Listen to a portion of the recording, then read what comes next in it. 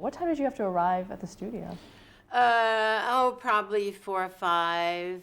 Depended. Like if I had shot a film feature, I would get a call about 2 or 3, or a news feature, and then I would go to 106th Street where the lab was, and I would look at the film, and then I would edit it, and then I would write it, and then I would get to the studio.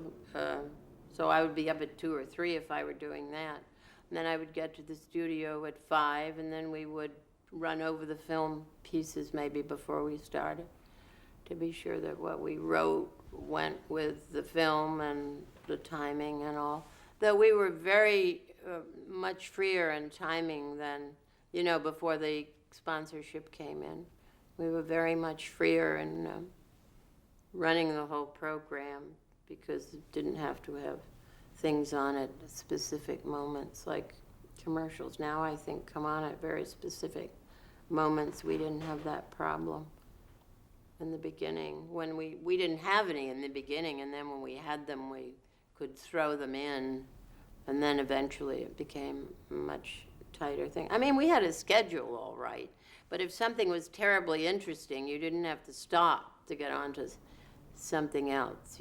For instance, if something was terribly interesting, and this is where Dave was more interesting than most people, he would just continue it and it would go on because it was terribly interesting to the viewer. That I don't know that happens now at all. In fact, I don't know that anything's very interesting to the viewer anymore. I just don't know.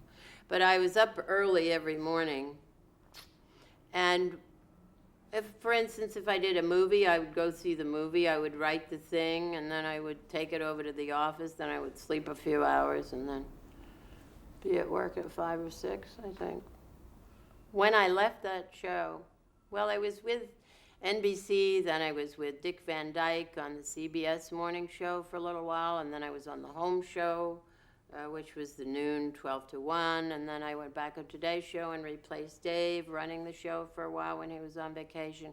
And then when I finally left, every night at 8 o'clock I'd get the shakes, thinking I should go to bed. It took me like 6 months to get my clock back, because every night at 8 o'clock I thought, I've got to go to bed, I've got to go to bed, I've got to get up, I've got to go to bed. And of course I didn't have to anymore.